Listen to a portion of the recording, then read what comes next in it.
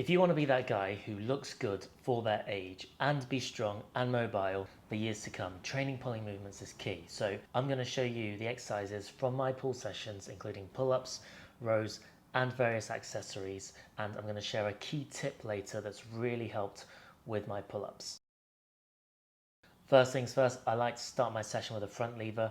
Right now I'm maintaining this movement and it's great for priming the body and getting my shoulders to move into a depressed and retracted position, which is super important in all pulling movements. So a great priming movement to begin the session.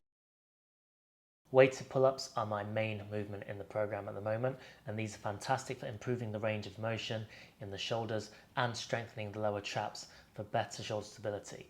This exercise is also crucial for developing foundational strength and preparing for advanced calisthenic skills like muscle-ups and front levers. Having strong and stable shoulders allows for greater output on other, more externally stabilized movements such as lat pull-downs.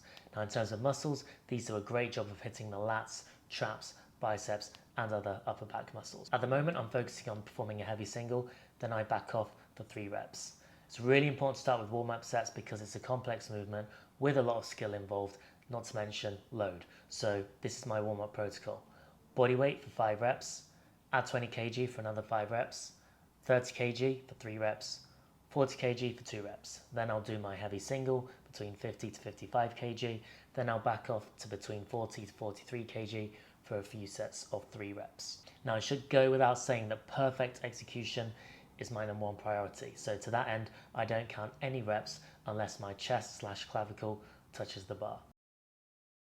Next up, we've got the barbell row. This exercise is fantastic because it creates instability for the spine as we're deviating the center of mass. So this basically means that we're shifting the weight away from your body's natural balance point, requiring your deep spinal muscles such as the erector spinae and transversus spinalis to work harder to stabilize you. And these muscles are unique as they're not under our direct control, but come into action when the spine is in a more unstable position. And the barbell row is indeed an unstable position for the spine. This is a very important way for you to build a strong back, and if you're interested in deadlifting, this is going to be a key attribute to train. Right now I'm working in the 5 rep range, which basically means I'm going pretty heavy. So again, warm-up sets are key. I'll start with a bar for 5 reps, then 60 kg for 5 reps, 80 kg for 3 reps, 90 kg for 2 reps, and then once I'm done, I start with my work sets, currently 100 kg for 5 reps. It's a really good idea to use lifting straps here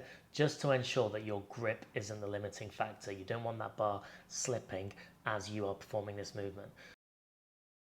Moving on to single arm rows. This exercise can also be unstable for the spine, and it's great for creating stability across the lower back as the lat and the opposite side glutes work together in this movement.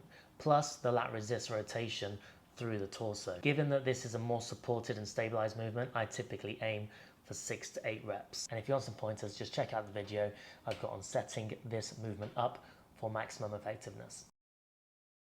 Next, we've got bicep curls. Primarily training this for vanity purposes, and the key consideration is the carrying angle and the width of your shoulder girdle. Just to explain what the carrying angle is the extent to which the forearm deviates from the upper arm. Typically women have a much wider carrying angle because they've got wider hips. Guys have a narrow carrying angle, but it's going to be something that we need to pay attention to when setting up exercises. That being said, when I'm performing dumbbell bicep curls, I do this with a slight lean just to align the bicep fibers from the upper arm with gravity, and this reduces the impact of the carrying angle. And for this one, I'd be sticking in the 8 to 12 rep range, taking the movement pretty much to failure, or at least 1 rep from failure. TRX face pull. This trains the rotator cuff, rear delts and traps, and I think this is a great move to help train getting the chest close to the bar in a pull-up, as we're training all of the muscles that help achieve this feat. I'll be training this in the 10 to 12 rep range since less skill is involved, and this really allows me to target the muscle. So that's it guys, a very simple and effective selection of exercises that are in my current pulling program. Oh, and remember I said that I'd give you a key tip that's really going to help improve your pull-ups.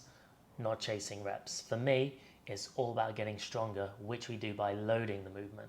So I typically stick in the 1 to 6 rep range, and you're going to see so many more benefits from strengthening this movement rather than trying to hit 20 reps. Thanks for watching, and I'll see you in the next video.